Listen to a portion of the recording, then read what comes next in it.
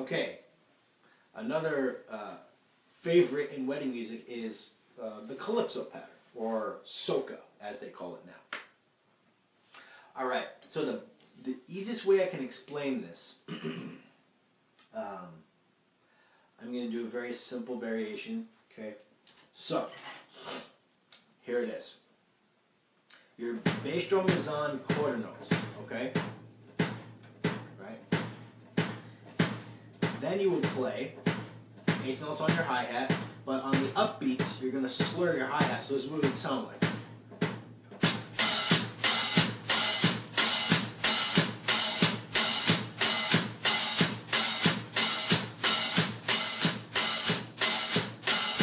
Okay? Now, excuse me, the meat and potatoes of this groove is where the snare drum lies, okay? Now, here's where the snare drum is. This is going to be a little tricky if you're not used to syncopation, okay? The snare drums are placed on the of 2 and the and of 4. So it's 1 and, I'm sorry.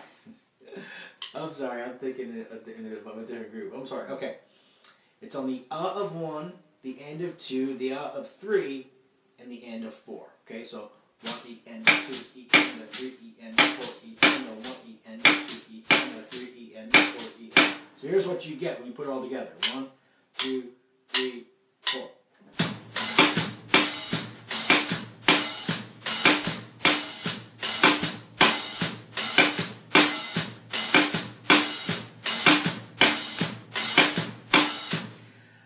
The best example I could describe this with is, you know the song Hot, Hot, Hot, right?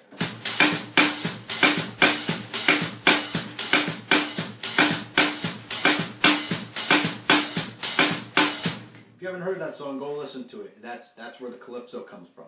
Now, usually what I do is I add some syncopation to this. Instead of just eighth notes on the hi-hat, I add 16th notes.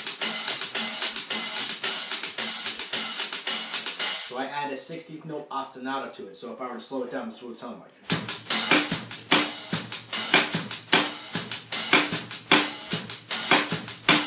And sped up, this is what it sounds like.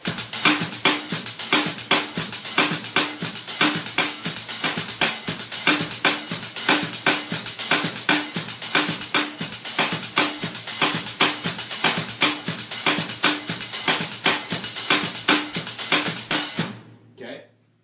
Again, if you can't get that, that's okay. If you want to do just eighth notes on the hi-hat without the slur, you can do that.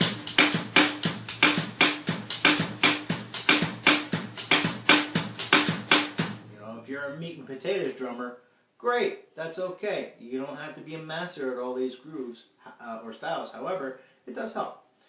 So again, you can put your meat and potatoes on there. You don't have to add all these intricacies if you're not used to that, or the syncopation aspect of these grooves. So now,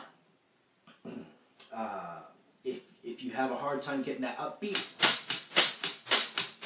remember it's not downbeats anymore. 1, 2, 3, 4. It's 1 and 2 and 3 and 4 and, right? If you have a hard time doing that, then just play lightly on the hi-hat. Keep it a little rigid, so that you're not playing any accents, so no one will really notice. But again, at a wedding, they just want to dance. No one's really going to notice. But if people are dancing, that's a great testimony to you as a drummer, because that means you're making them dance. Because think about it: what instrument makes people dance? The drums. That's the whole idea. So again, if you're a meat and potatoes drummer, great. God bless. You don't need to be a jack of all trades.